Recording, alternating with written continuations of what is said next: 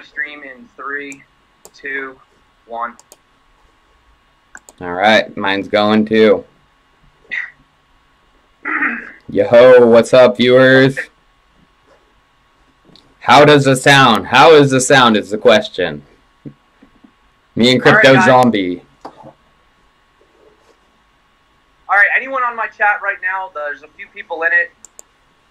If you guys could just maybe like type 1 if you can hear me. Yeah. Can you guys? Same with my viewers. Can you hear us? Is everything good? They are saying the sound is good. Yeah, mine is too. Saying good stuff. James Bloom says, "Smoke them while you got them." Hey, this is great. Nice, guys. Oh, that's a lot of ones. Okay, we are good. Everyone can hear us. You guys can hear Tyler too? Awesome. Nice, nice. I did not think it was going to work this well. And that's just the magic, you know? The magic of it. You try something for the first time ever, and it works. So, so yeah, guys, I don't know if you, for my viewers, hopefully you guys all know who Tyler is. If you don't mind, can I just explain for a second? Because yeah. If you guys don't know, Tyler, for me, was one of my biggest influences when I first got involved into this whole crypto space. You know, I bought my first Bitcoin obviously back in May. I'm not as seasoned of a vet as Tyler, but yeah, this dude's like a living legend right now. So this is just an absolute honor to be live with you, man. So hey, thank you, man. I appreciate it. Well, if you guys don't know Crypto Zombie, he's definitely an up-and-comer in the crypto space. He's probably one of the better researchers and one of the better community drivers I've seen. I've been in the crypto space for a long time, and meeting this guy at NEO DevCon was a nice refresher to see a person who was so dedicated and so interested in crypto and ready to just grab the bull by the horns. Yeah, definitely. And my viewers know who I am. They don't obviously, maybe yours don't know a lot about my backstory. So I'll just share mine really quick before we get into it. So basically, guys, my viewers know, but I worked at a job for pretty much 12 years. I was a landscaper, and hold on, let me just do something real quick. Yeah, so I was a landscaper, and it takes a toll on you after a while. And I tried doing like what you're supposed to do when you grow up. You try to get the house and do this, and the wife and the kids and everything. And I just felt like, something was missing. You know what I mean? I always felt like I wanted to do so much more. And, oh, yeah, by the way, guys, hey, look. Yeah, we got our beers. I'm with Tyler, so I had to get on his level, man. I had to get on his level. Someone asked me on my channel, where's your beer, Tyler? Hey, he's got one, too. Wow, everybody seems to be really, breaking. What do you mean Bitcoin just crashed? Oh, no. Did we get another crash? That's no, not... Bitcoin didn't just crash, did it? No. So, all right, guys. So what? All right, dude. So I gotta ask you, because I know you know a little bit more of the insight than I do. What do you think about that crap this morning with the Binance thing?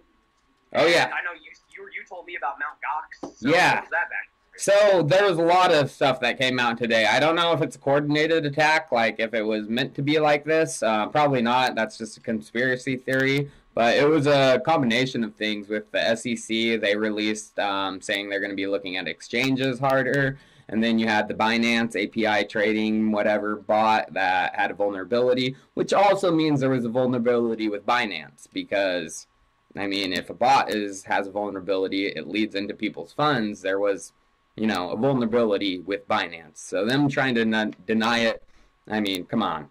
But still, the main thing, though, this downward selling pressure has been from Mt. Gox, the trustee for the Mt. Gox case. So Japan's pretty weird how they do things with bankruptcy.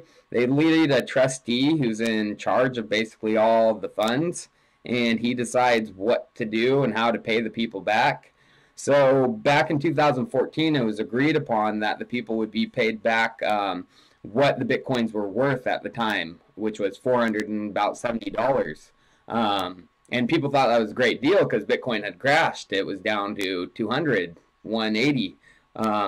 So everyone thought that was a great deal, but now the case has went on for 4 years. So now the Bitcoins are worth 10,000, 11,000, and they only got to pay back 400.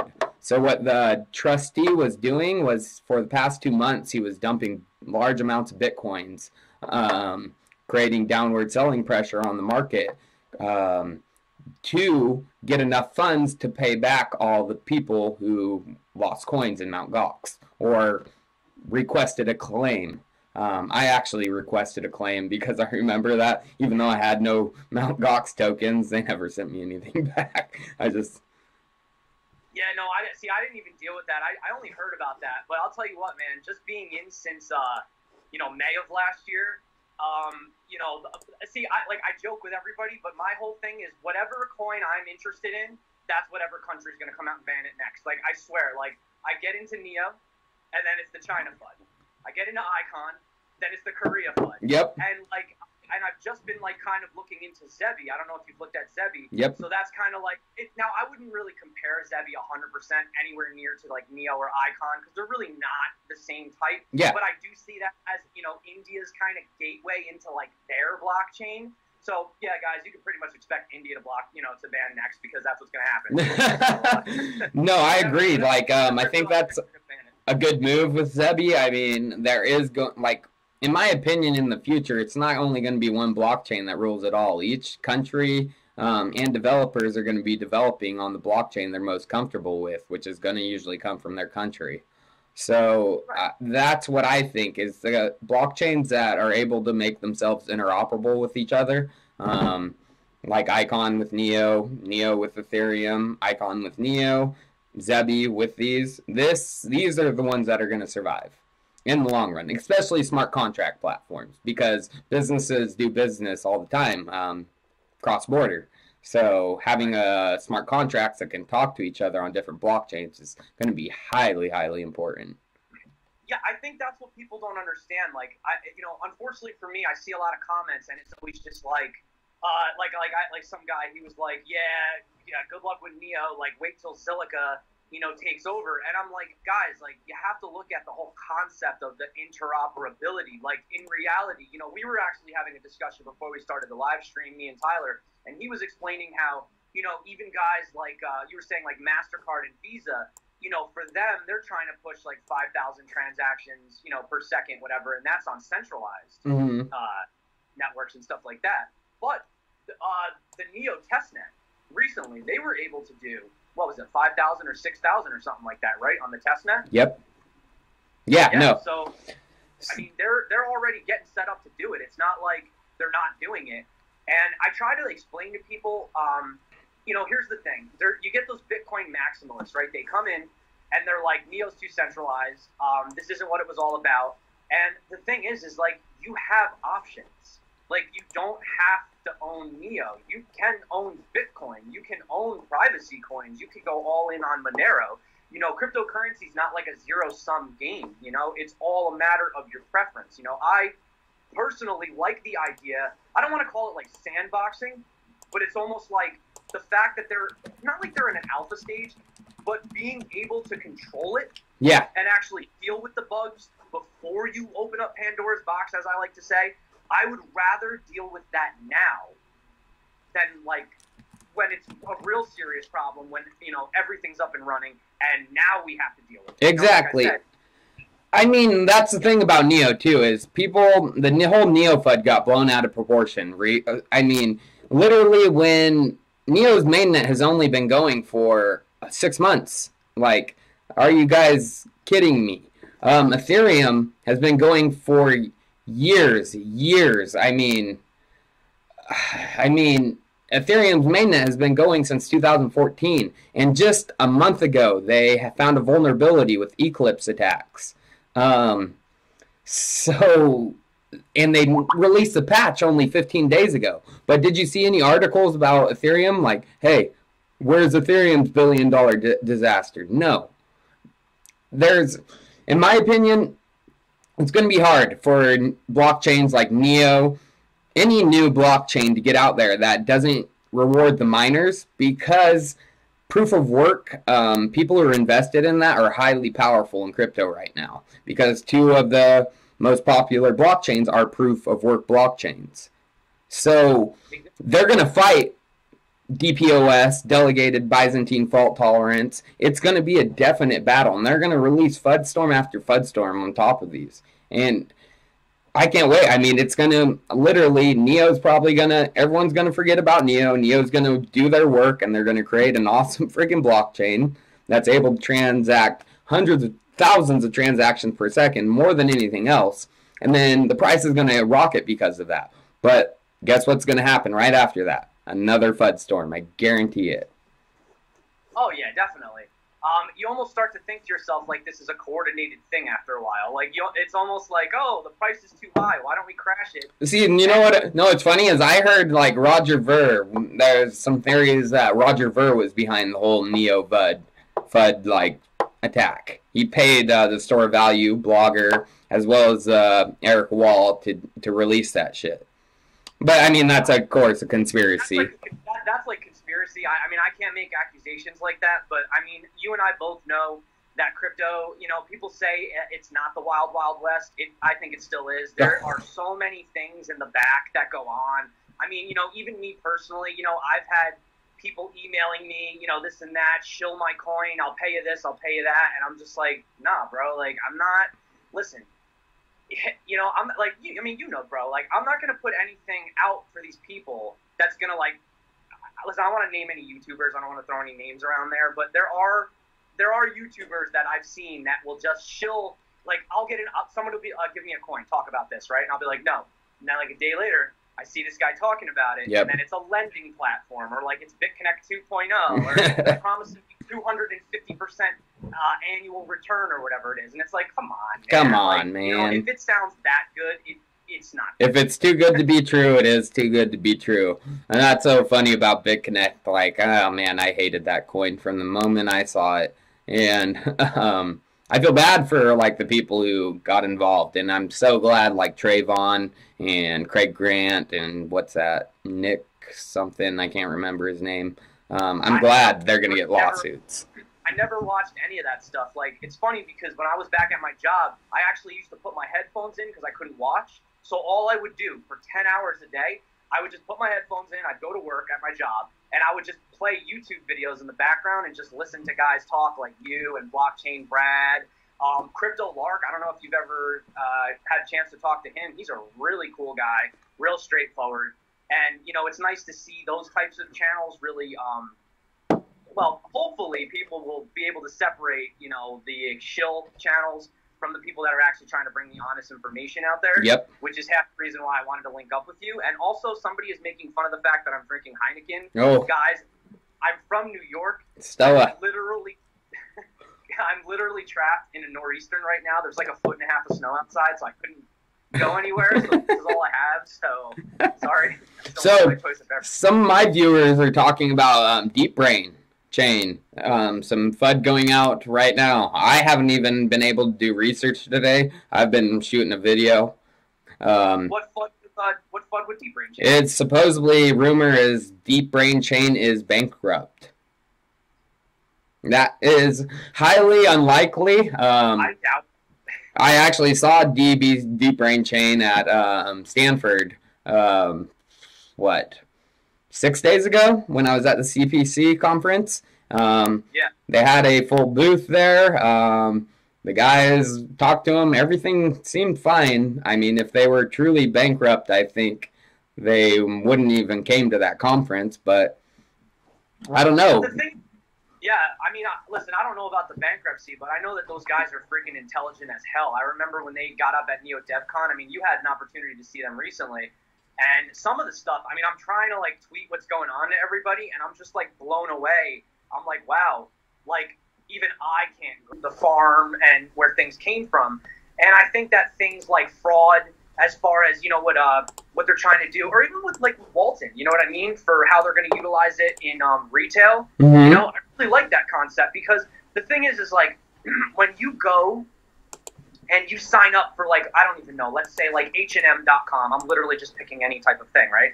They start sending you these things, but it's not really directed towards you. It's just directed towards what they think you'd like. Whereas what Walton is actually trying to do, and this is aside from all the FUD that's been going on. I know they've had some crazy stuff with their PR team needs to really fix themselves. Yeah, yes, they do.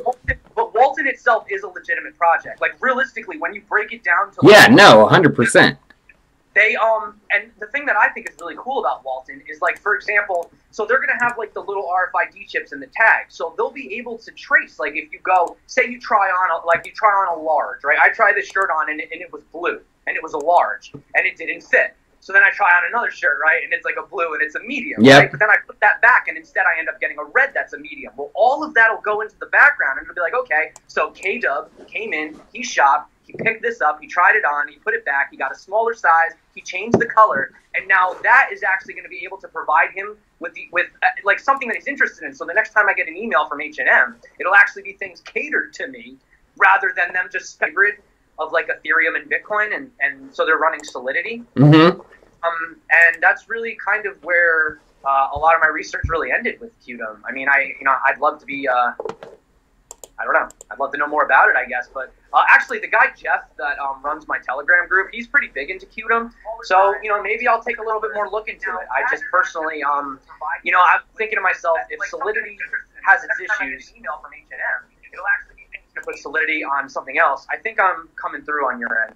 I don't know why. Did you turn the volume up? Or? Oh, yeah, I turned it up a little. Are you good now?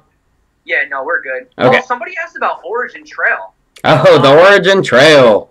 Origin Trail's not that bad, man. I mean, they're pretty cool. I like what they're doing. They're doing more with, like, trucking and stuff like that. I mean, so I actually had a video about that. So if you guys want to check it out, you can go the Origin Trail, yeah. No, there's a lot of the supply chains out there trying to, oh,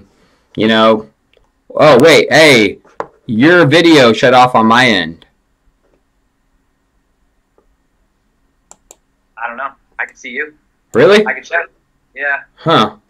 No, yeah, your video shut off on my end. Oh, no, there you are.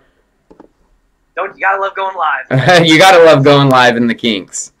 Okay, I know something. Here's something that I know for a fact that my viewers want to talk about. What do you think about high performance blockchain? HPB.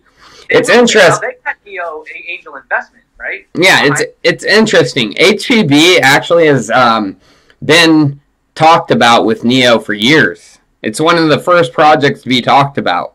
So I think the first public post about it was 2016, which really? It was in the AntShares day, way before even I was like back into AntShares, which is crazy. So that means that this project has been in development for a while. It's no sham. I know that for a fact. No, it's not. No, I know. I definitely looked into that. And see, now that's the question that you have to ask yourself, because when these people, we always think everything is second layer, right? Protocols, But what I like about HPV is like they're being a little more realistic about things, and they're like, well, what about the hardware? Yeah. Like, don't forget. I mean, like, I always like to use that joke, but like, you ever see when they compare like a 1950s like IBM computer that had like literally megabytes on it, and now you have something this size that does like 100,000 more. So like, I do think that like accelerated hardware chips, or they call them TOE chips, TOE, whatever it is,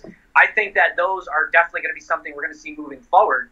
And that's even something like how with Zebi, Zebi is a blockchain that they're going to be servicing these other, well, right now they're dealing with land registrations, but they're actually setting up gateways to some of their businesses and enterprises. So they're helping to actually accelerate it like physically at the location before it enters through the gateway onto the blockchain. And I wouldn't be surprised if you have some of these really big, like, okay, for example, on NEO, right? So you have like, concierge. So they're going to want to do the, booking and stuff like that, right? Yep. For hotels, vacations, whatever it is. So you do think to yourself, if they have a headquarters in a centralized location and they can kind of collaborate with HPB, yep. On top of that, that's just, I think that we have to realize that, everyone's like, oh, this blockchain, that blockchain, but understand that they're going to work together. There's going to be that interoperability, and I think we're going to see a marriage of hardware and software in the future. Oh, of course, yeah. That's the most realistic concept moving forward. You can't do it all just on code. Exactly. You have actual physical hardware that's going to be able to process this in the background. Exactly. That's why you have point-of-sale system machines with centralized service. I mean, there's going to be hardware solutions that make everything a lot smoother of operation. So this guy, Strideria, he really wants this question answered. So he said, so I took this bloodbath opportunity to buy more car vertical to finally get over 1 million tokens. Do you think I will be popping the good bubbly on New Year's Eve with my earnings? Car vertical? Car vertical, so it's kind of like a... I've checked it out before. It's like a Carfax on the blockchain. Exactly, yes.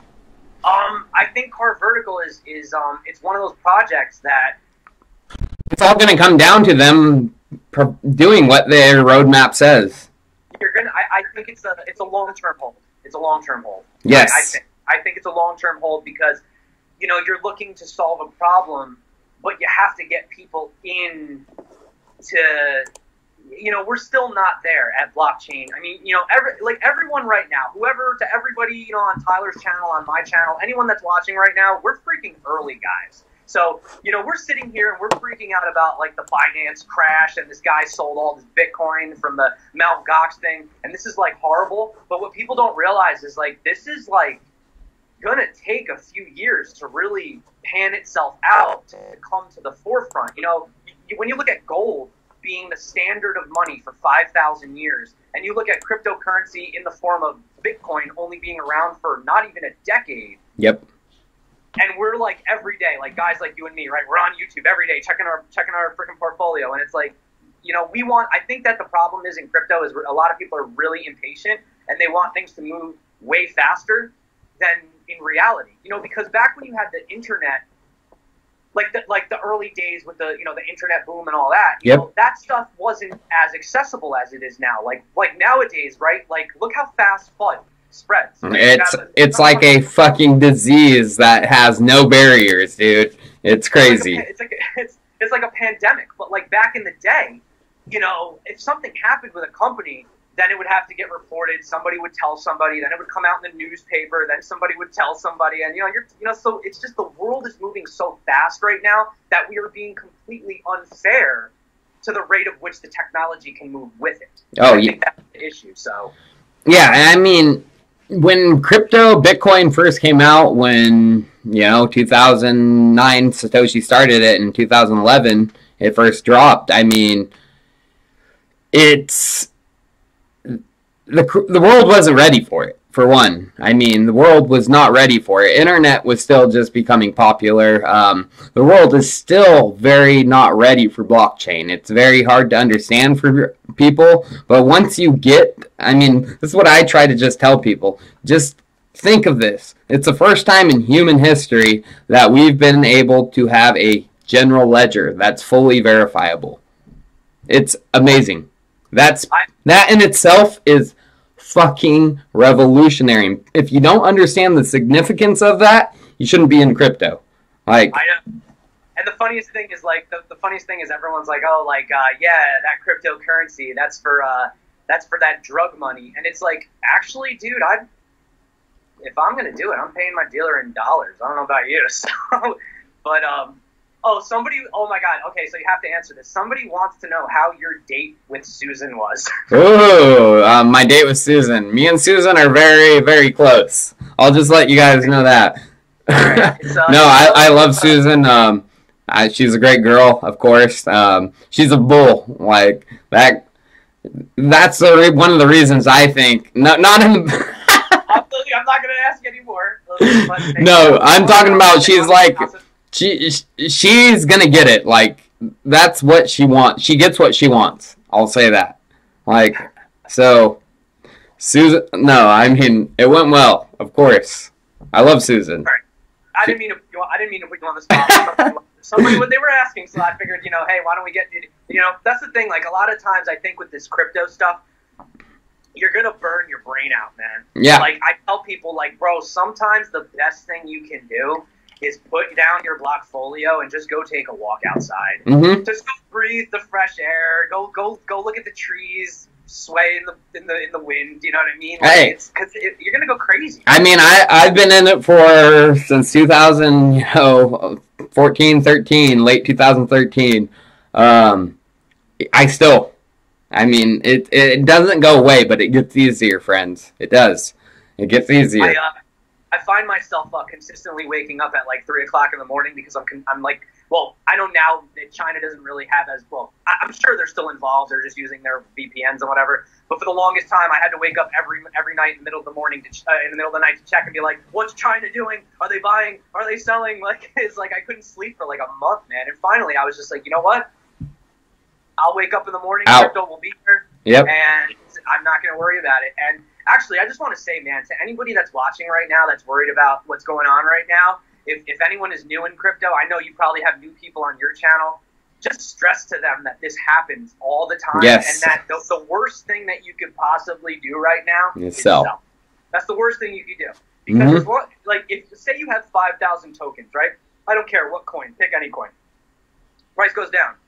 You still have 5,000 tokens. Yep. They didn't go away.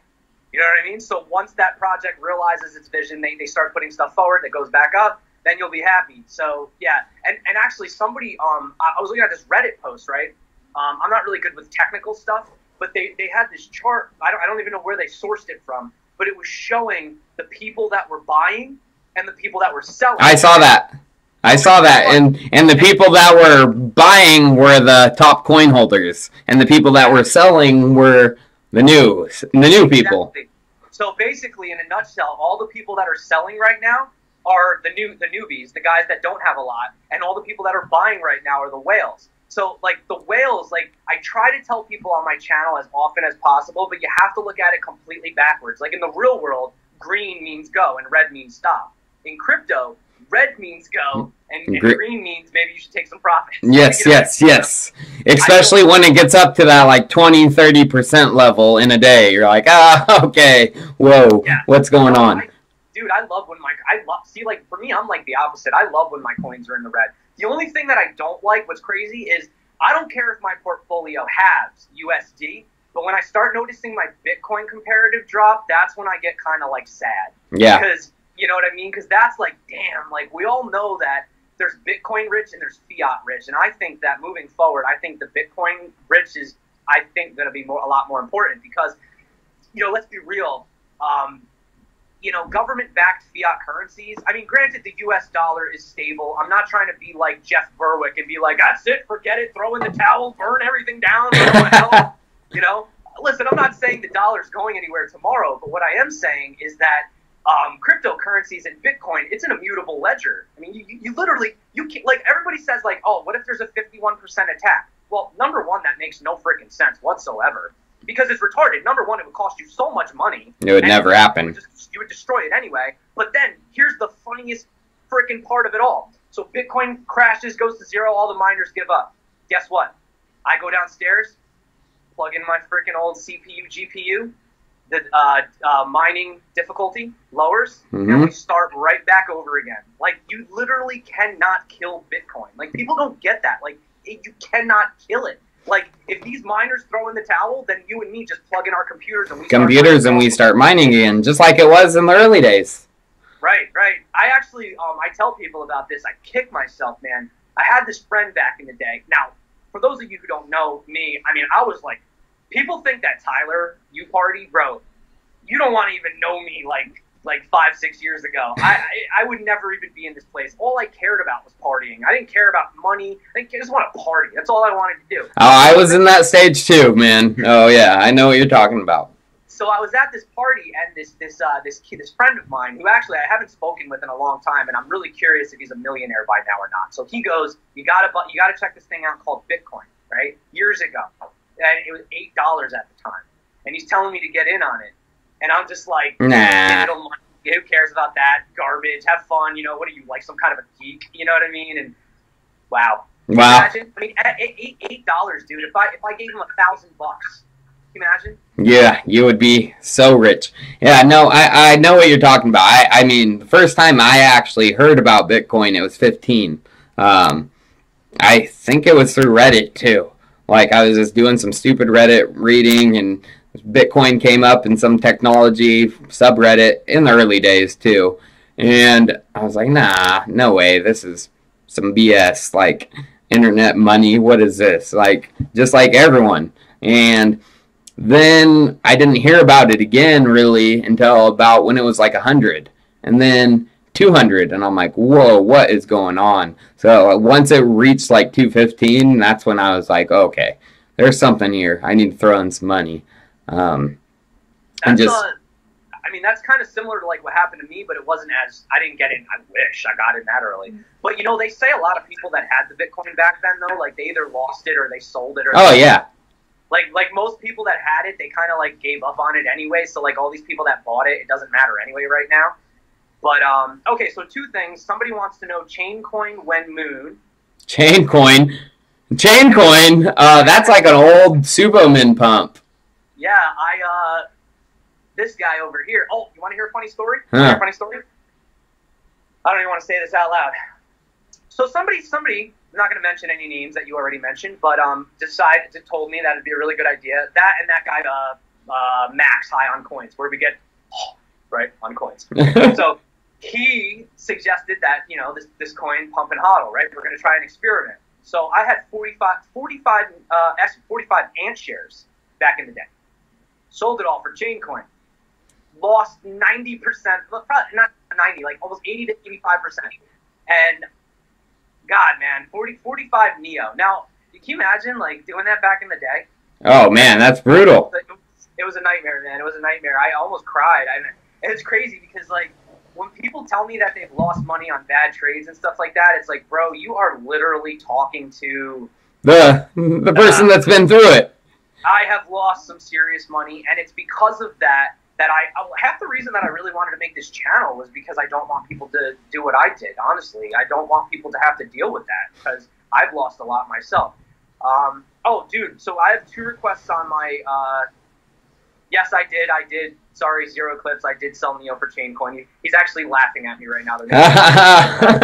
But, so there's two big coins that people want me to cover right now.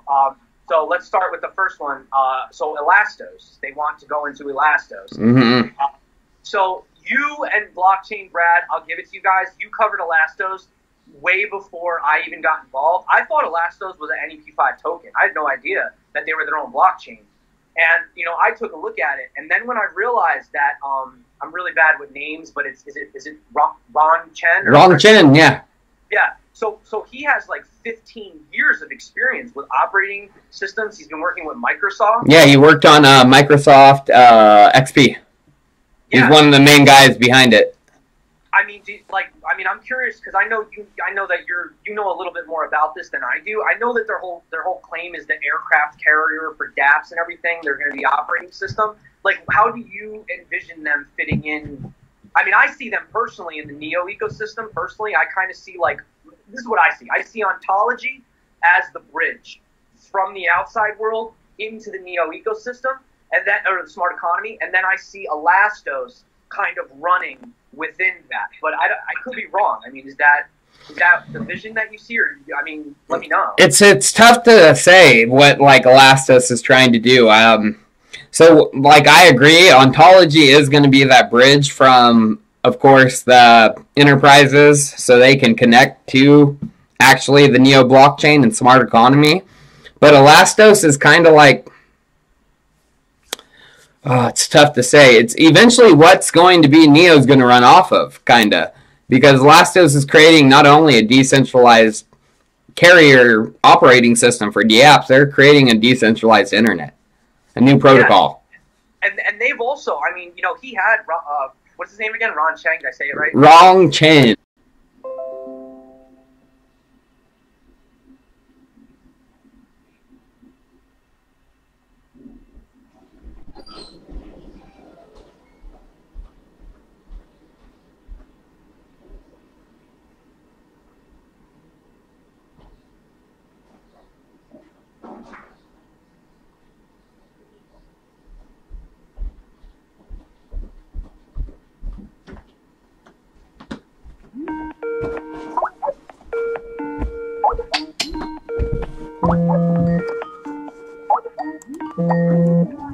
You bastard.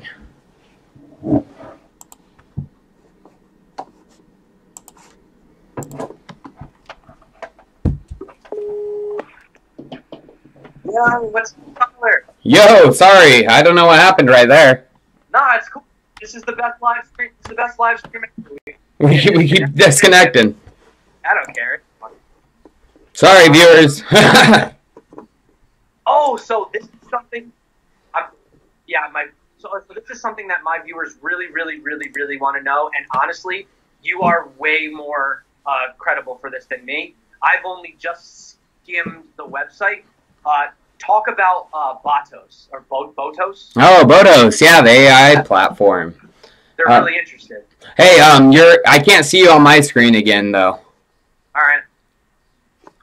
There we go. So Botos, I was one of the first guys to actually talk about Botos.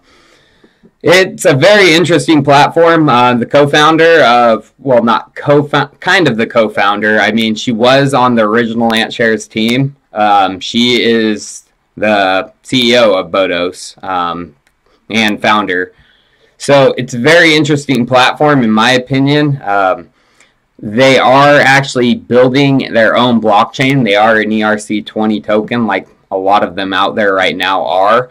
But they are building their own blockchain. I actually got to see them present at that CPC conference I was at. And it was probably the best presentation of the night besides Ripple.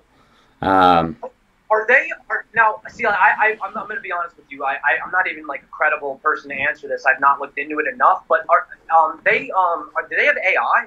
Are they doing machine learning and stuff like that? Yeah, machine learning. Yes, of course. Okay. And they've actually have even more of a working prototype than Deep Brain Chain. Oh. Yes. Wow. Yes. So wow. Okay. I didn't know that. Now I might have to do a video on that now because you've interested me, and maybe we can look into that a little bit more. So, okay. So this is going to be probably either the worst thing to bring up or the best thing to bring up. So, okay. What? I don't want to bring it up because this might be it. All right. So, what are your thoughts on Achain? Have you looked into Achain at all? Have you? I've looked into it, and people have wanted me to talk about it and stuff. I just think I don't know. They don't have what it takes, in my opinion. I actually saw them at CPC conference too, and I really wanted to like Achain because people were telling me about it. It's awesome coin. But from seeing them at CPC conference, it made me feel like it's run by a bunch of kids, amateurs. And you know what? That's the problem. That's the problem, man. It's not by a bunch of amateurs, but their marketing department is not good. Yep. It's not good. I've actually spoken to a few members of their team, and I damn near almost volunteered at this point. I was like, can you just tell me the news and let me bring it to people? Because you guys are not conveying what you're doing. I mean, here's the thing about Achain. So dude, I love NEO, but I like to hedge my bets. So you have NEO, which is the completely unforkable coin, and then you have Achain, which is let's just fork the hell out of everything. Yeah. Right? Which is a completely opposite. And it might not be a sustainable thing. I don't know. But the thing about that is, I like to hedge my bets for the future. But when you do look into it, they have 30 dApps running on their system. They have been around for I think it's 3 years. And I just think that their marketing department is crap. And I've reached out to them time and time again. And, unfortunately, even reaching out to the marketing department is difficult to get them to respond to me. And I'm like, guys, it's crypto. If you can't answer an email, yeah, and you're not going to get anywhere. How are you going to get back to your community? And they've had a lot of issues with their wallet. And, not issues, but I bought a brand new iMac. And it literally took me a day and a half to sync the wallet. Whoa. Now, they see they're coming out with a light wallet, and they're also going to go through rebranding, and they have a lot of other things they're coming up with. So I am doing an interview with them. And like I said, I'm not doing a paid interview. It's nothing like that. I'm not asking for money. I just want once and for all them to answer the questions that have been burning inside of you. because I have so many questions from the community, and I'm like, you know, we want answers. You know, I mean, for example, look at NEO, right? Blockchain has some issues. FUD comes out that day, that same day. Da Hong Fei has an answer. Malcolm. Fabio has an answer, right? Malcolm comes forward with an answer. Eric Zhang comes forward with an answer. You know, with Achain, it's like, hey guys, what's going on with the wallet? It's like 3 days later. Oh, hold on, let me get back to you on that. It's like, guys, no, what are you doing? You know? Well, hey, this might be just a learning curve, growth period for him, because I mean, take 7 months ago, the AntShares wallet was the only one around, and you know how it took forever to get that wallet to sync. That's the thing too, is like a lot of people weren't really around for that. And I remember when the AntShares wallet came out, there were so many complaints. Like, do you remember? Okay, so you guys, you know, like Internet Node Token. Have you heard about Internet Node Token? Yep. So you know how like there's like so much like FUD around it, and then there was so much difficulty translating the white paper and all that. It just reminded me of AntShares, and it reminded me of when everyone was like, "Don't buy AntShares. It's a scam. Forget about it. You know, the wallet doesn't work." So, you know, unfortunately, I think that when these people, they don't address it, you know what I'm saying, and they don't get back to the community, it just... I mean, and that's going to be what happens in the future is maybe like NEO AntShares, of course, I think the technology is great, but their wallet was a piece of junk. AntShares wallet, it was secure, of course, it was good, like it held your funds, but it was literally a piece of junk. And even the NEO client wallet to this day is still not where it should be for being a directly NEO-made wallet. But NEO's not in the business of making wallets. NEO's in the business of creating a consensus algorithm that functions. That is what NEO's in the business of. Yeah, and like you said, they have, you know, so you have the city of Zion, and then also you said that NEL is, now they're doing it in the East. Yep. Right? Yep, they're the big community in the East. That's me. I never even heard about that. So that's like, I didn't even know they were doing stuff. Yeah, no, that's the thing, like with Achain. That's what Achain is going to need. Achain isn't going to be able to make everything that the community needs. They need the community to grow and then people to take on roles. Such as, like, City of Zion said, hey, we're going to make a fucking killer wallet. And they created the Neon wallet. I mean, that's what Achain needs. And dude, the Neon wallet's amazing. It's one of the best wallets I've ever used. It's so simple. Like, the only wallet that's like the next close thing would be basically ledger integration using like Bitcoin and Ethereum. Like, in my opinion, I mean, I know Icon just came out with their wallet. Icon just came out with their wallet. I haven't actually had an opportunity to transfer my Ethereum-based ICX into it, but I downloaded it. It looks pretty good. You know, I think Icon too. A lot of people wanted me to ask about that. They think that well, I personally think that Icon is a sleeper, man. I think that people, and you know what's crazy about Icon? They are so focused on just doing what they're doing that they don't really even care about what everyone is saying, you know. And the thing that a lot of people don't really know about Icon, because, you know, we always just go directly into crypto, we jump right in, it's all about blockchain. But people forget the fact that the loop has been around. You know, they've already had partnerships, they've already been working with universities and hospitals and all these other things. You know what I mean? So, like, Icon themselves, I don't know about your take on it, but from what I gather with Icon, essentially, is that the loop originally, they were having difficulties with the businesses on the blockchains, but they didn't want their private data being made public, which is understandable. You know what I'm saying? Like, you want to prove that you've been paid or you've done a transaction, but if you're a business, you don't want your money, you don't want your transactions for everyone to see the amount. You just want to prove that it happened. You want to just prove that the transaction took place. And I think that what people don't realize is that one of the bigger purposes of Icon is to create that interoperability between the private chains and the public chains so that you don't have to have your data compromised. But most people never talk about that with Icon. They're just like, oh, it's going to be the next NEO. It's like, it's not really NEO. They're not doing exactly. And that's why when people are like, should I buy NEO or should I buy Icon? It's like, why not own a little bit of both? Because they're not competitors.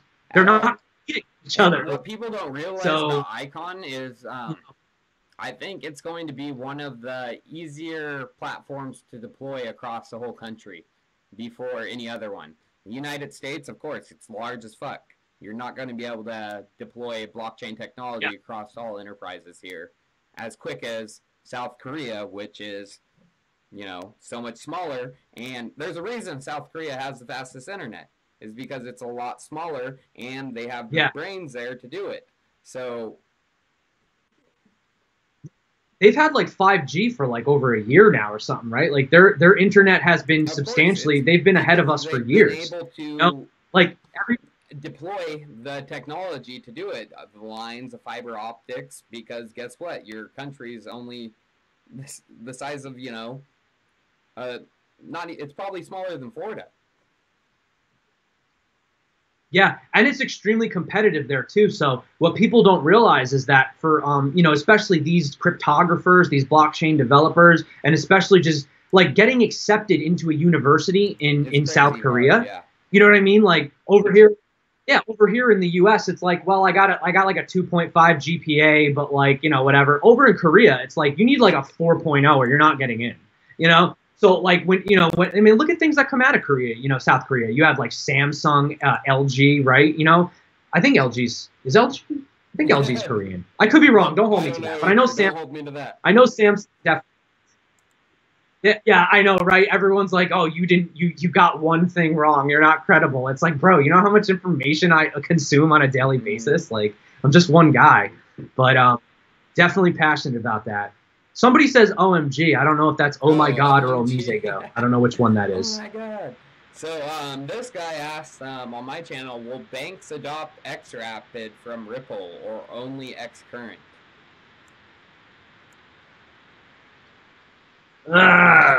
Do we have to talk about this? Okay. No, I'm not a Ripple fan. I don't own Ripple. I don't do Ripple. I've never. Well, okay, when I first got in, I bought Ripple.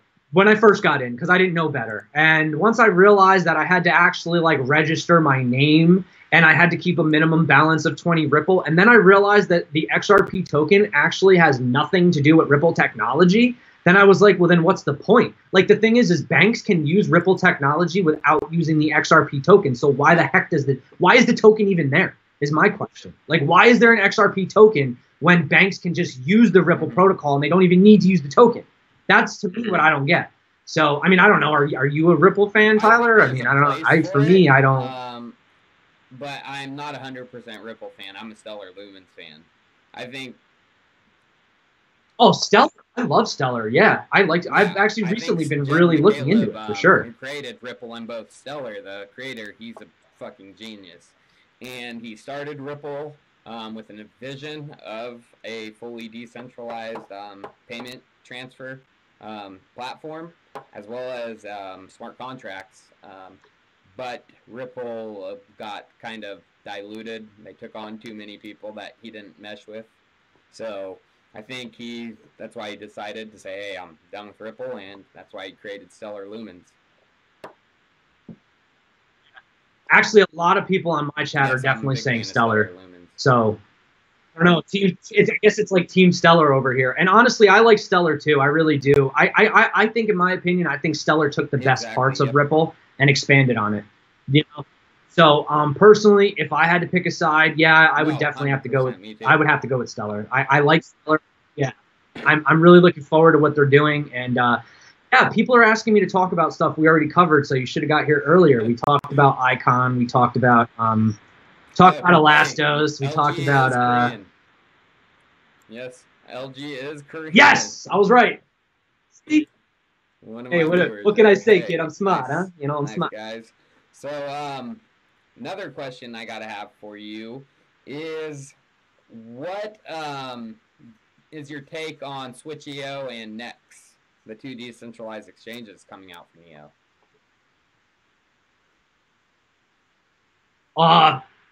Okay, well, personally, if I had to say, I mean, I like am really interested in Nex, and I'm really upset that I am a U.S. citizen at this point because, yeah, I'm really excited about that. But Switch.io, I haven't done personally enough research to be able to comment on it. So I'd be lying to make that. But I've compared next to things like, AirSwap and stuff like that. Obviously, that's ERC20 tokens. Actually, I got to see the team at AirSwap over at the North American Bitcoin Conference, so that was pretty cool, or crypto conference. But I mean, do you know about Switch.io? I haven't. I know, right? There's so many projects. I haven't. They are moving on their project faster than Nexus, I think. I mean, Johnny says that Switch.io bashes on NEO. Yeah, but Switch.io is on NEO, right? Switch.io is an NEP5 decentralized platform. I don't understand that comment, but no, I love Switch.io actually. I think they're moving faster than Nex on the DEX. Oh yeah, they're moving a lot faster. Really? They have like a working UI and everything already. There's only so much time in a day, Tyler. But people come to me like, or people like you and me like I'm some kind of crypto god. It's like, dude, I can. I do as much research as I can. And I'm wrong. I would, if Switch.io is try to be right as much as possible, but I'm human. Like, I make bad decisions. I say the wrong things sometimes. Listen, man, it happens with life, and it's the type of thing where you just have to be like forgivable and understanding like that. No one's perfect, but I think as long as you continue to press forward, the most important thing is that you don't make the same mistakes. You know what I mean? You get invested in a coin, you make a bad decision, you learn. Next time you read a white paper, you don't jump to conclusions. You know what I mean? And a lot of times, and one of the things that I love about your channel is that you're really big on like MVPs. And you kind of got me on the same wavelength where, like, at this point, if you don't even have a minimal viable product, then I don't, like, if you don't even have an alpha, then I don't want to be involved. You know what I mean? Because I am tired of putting my money into freaking promises and dreams. I really am. Because if that's the case, then I'm coming out with the KW Crypto Zombie white paper. I'm doing 100 billion transactions per second. And if you don't believe me, I don't care. Interoperable protocol that uses Lightning protocol. It's a lot of mumbo jumbo in some of the white papers, especially Seal. Oh, Mike, please. No, forget it.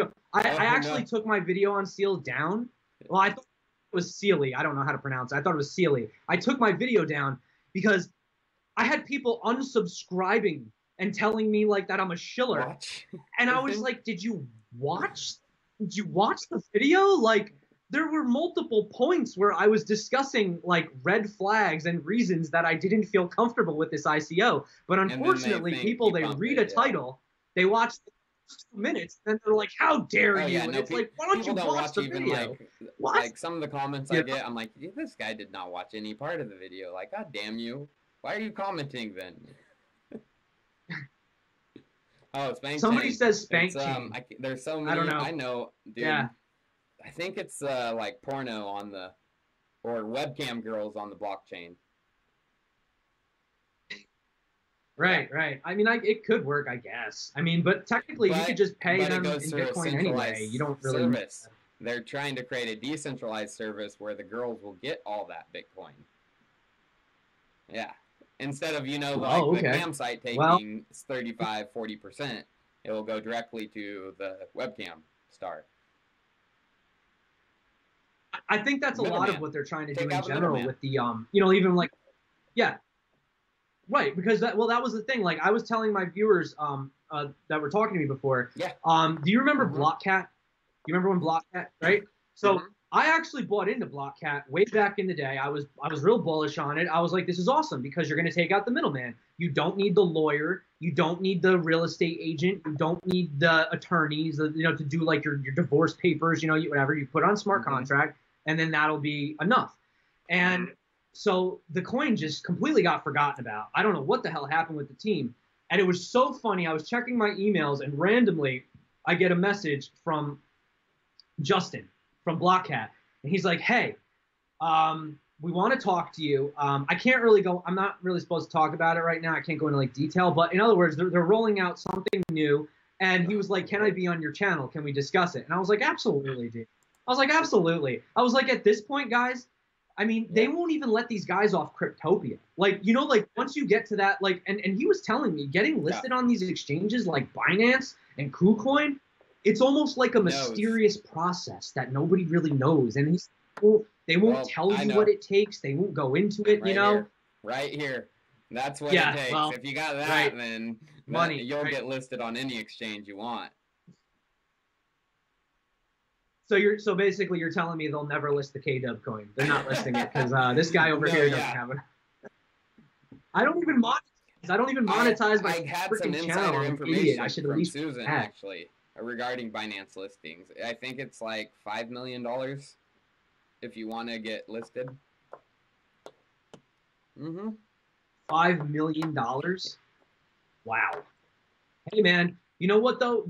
You know, you got to be realistic, though. It serves them credit because when you got these guys doing these ICOs, you know, hard caps of 20 mil and all that, what's going to really separate you from the other, you know, shit coins, essentially? Like, what's going to make you different? Because what's Binance going to do? Every ICO that comes out, yeah, sure, come on, let's put you on the, you know, it's going to get so overcrowded. And, like, when you do look at CZ, you know, I haven't had the opportunity to speak to him in person. Obviously, he's a difficult guy to, well, for me to contact, obviously, because who cares about me? But, you know, I can tell that he does care about the quality of the coins minimally. I mean, yes, it's all about money, but, like, I don't know. I feel like with Binance, it's getting harder and harder and harder to get listed on that exchange. Get harder in the future. So, I don't know. Yeah, and I think, like I said, when we were talking about the difference between white papers and actual minimal viable products, I think that these white paper ICOs, they're not going to last. Like, they're not going to last. Like, people are not going to just start, you know, like, people like to joke about cryptocurrency and the investors, you know, oh, they're just sheep, they're stupid, they do whatever. But eventually people are going to get sick of losing their money to these, you know, empty promises. No, I agree. I agree 100%. It's nice to see finance act. I have some requests for talk about. Do you know anything about Horizon State's decision token? I know that, I don't know a lot about it, but I do know that it's basically similar to ClearPoll. It's like, it's like voting, which is crazy that it took this long for us to figure out how to have a clear voting system, because apparently in America, every time we vote in a president, it's like, wait, but did you double check Florida? Did you count it twice?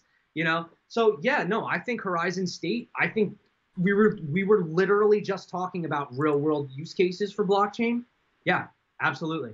Voting on the blockchain, that should almost be, it should be mandatory at this point. You know, I think that the old system of the way that we cast ballots is hilarious. Like, we really still go into booths and pull levers and, like, fill out Scantrons and stuff. Like, come on. That's 100% ridiculous. So, like, Horizon State, yeah, they are trying, ClearPoll's more like for a community vote. Like, hey, let's vote on, you know, something the community wants to vote on. Horizon State's actually taking on, like, governmental voting, and that's what they're going after.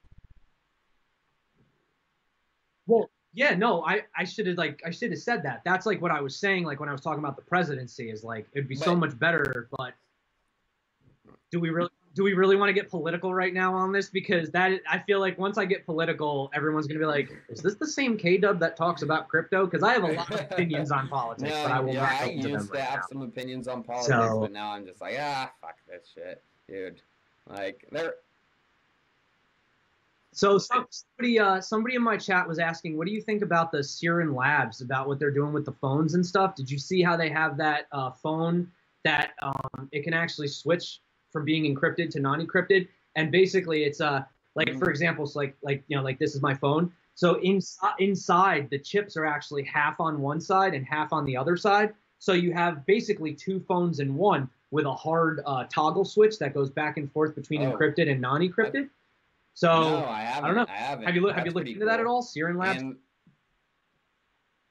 It is cool. Yeah, no, I actually did a review on it. But see, my problem is what is going to happen when, like, one of those bigger companies like Apple or Android or Google, or, you know, what happens when they get into the space?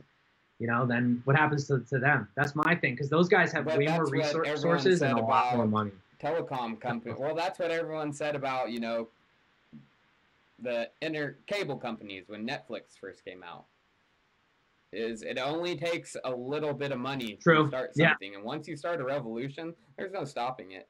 Like, there literally is no more stopping it. And that's what the thing is. Well, you know, Apple yeah. and the big companies are going to have to adapt or to survive. If they try to fight blockchain, guess what? You're going to die. Like,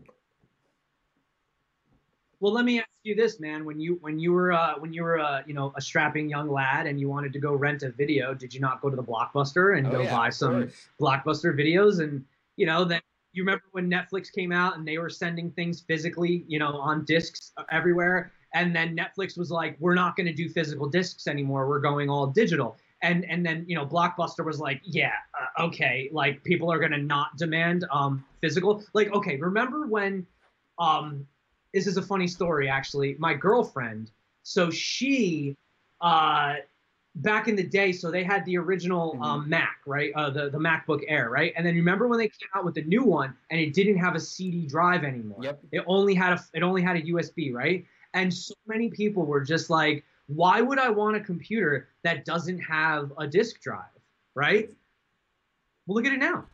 Who the hell? When do you go buy like a CD-ROM and plug it in to upload something, you know? And unfortunately, like you saw so many companies fall off back in the day. You had Hewlett-Packard making computers. You had Dell. Oh, yeah. You had Gateway. Oh, yeah. Remember back in the nowhere.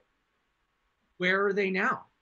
You know what I mean? And the thing is like, so what you were saying with Siren Labs is, you know, if these bigger companies like Apple and, you know, whoever's making these phones, if they don't recognize the fact that these other guys are working 10 times as hard as you, and if you do not pay attention, you're looking at the next Netflix.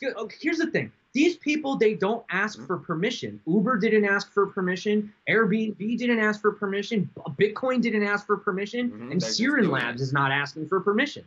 They're doing it.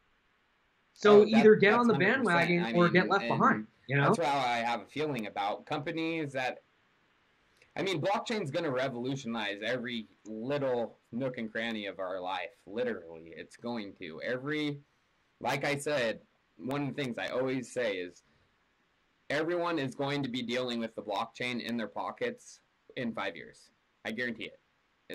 The blockchain is going to be involved in some sort of app, something on people's phone. Payments, everybody is going to be interacting with the blockchain, and they don't even get it. And the question is are the big companies out right now, are they going to realize the value and start adopting the technology, which some are. IBM are out there. Why can't I think of the name? God damn it. Yeah, no. Well, the thing is, man, they're going to have to. Like, they're going to have to. I mean, like, you know, people were, you know, there was a time when people thought computers were stupid.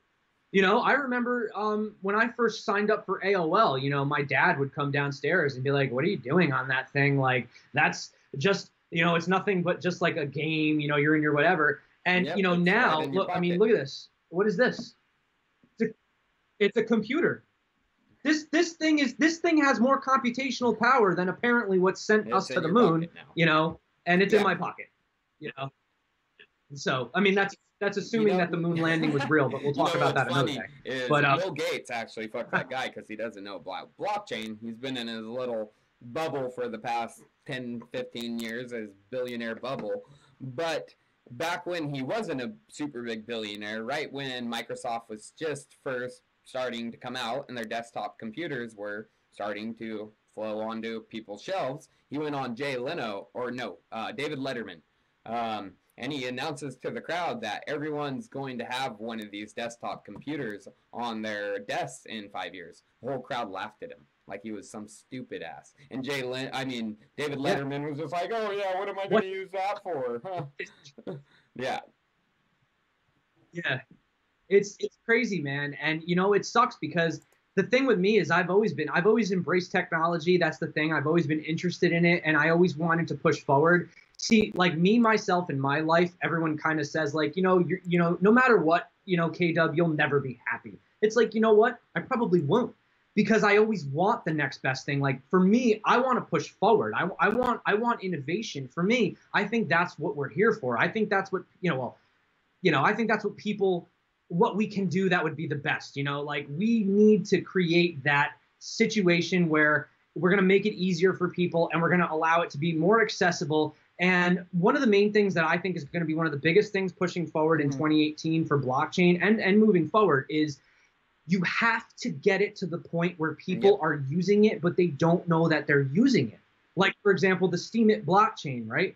You don't know you're on a blockchain, you're on a social media app, right? And I think that once you can get people to use a blockchain without even realizing that they're on one, then we can say. What's funny? I just did a video on EOS, and Steemit is based off of a DPoS consensus algorithm, which is awesome. He's a genius. Yeah, he's a genius. Dan Larimer, people man. should not be underrating EOS. Like,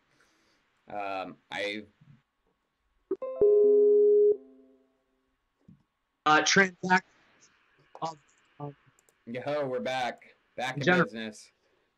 No, it's all good, dude. We were just talking about somebody said EOS is a scam, and I wanted to just reiterate that and say that, you know, if you look at some of the accomplishments of Dan Larimer between BitShares and EOS alone, you know, you're looking at over 60% of the blockchain transactions today.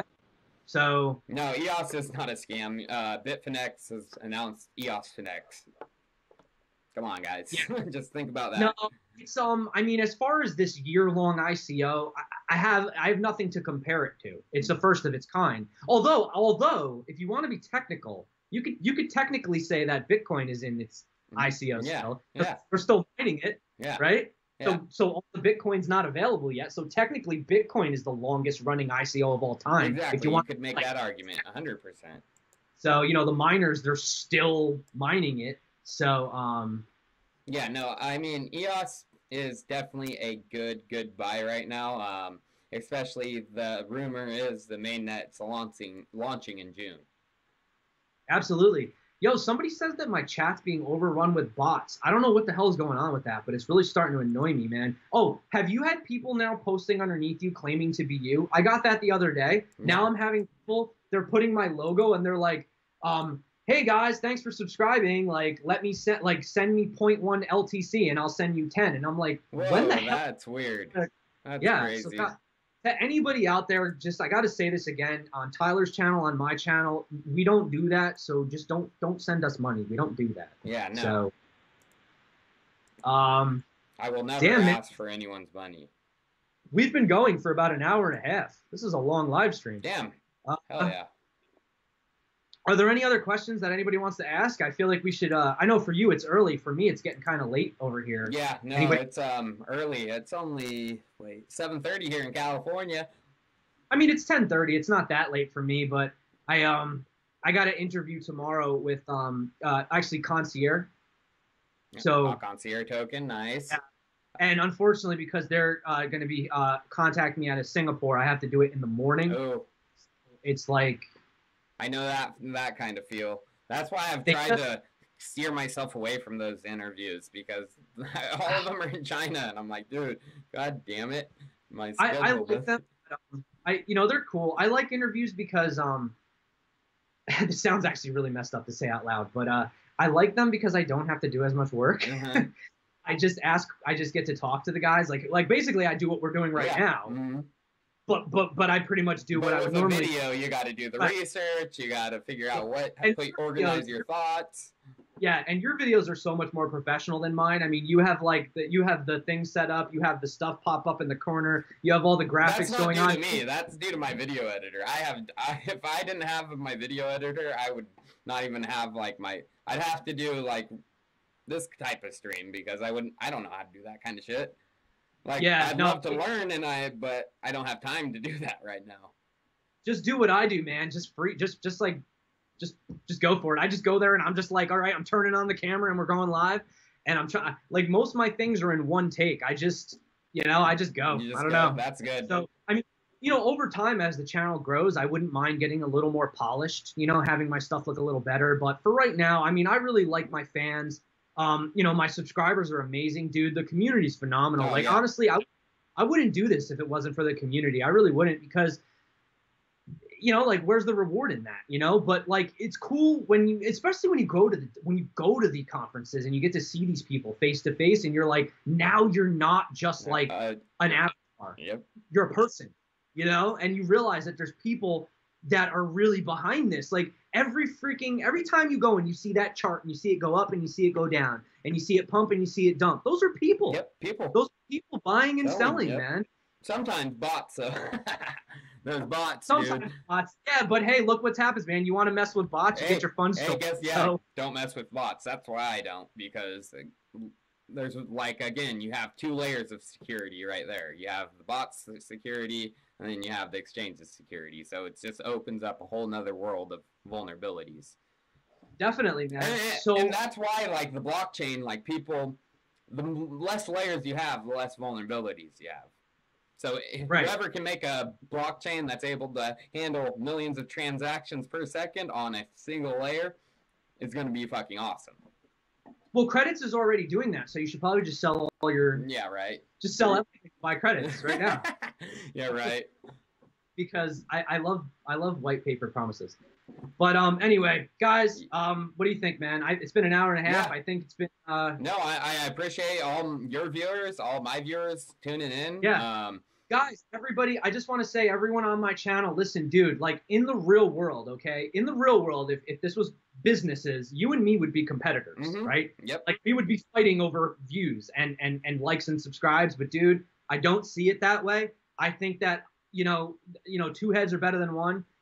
You know, there's Blockchain Brad. You know, I would have loved to have gotten him on the live stream, but he's in New Zealand. I think he's like either sleeping or maybe just woke up for breakfast. Yeah, just waking up for breakfast, I think, over there in Australia. So, but yeah, man, I really appreciate it, dude. Like, you know, like I said, you know, we are not competitors. We work together, and I'm really glad for what you do. And my viewers appreciate what you do for the community.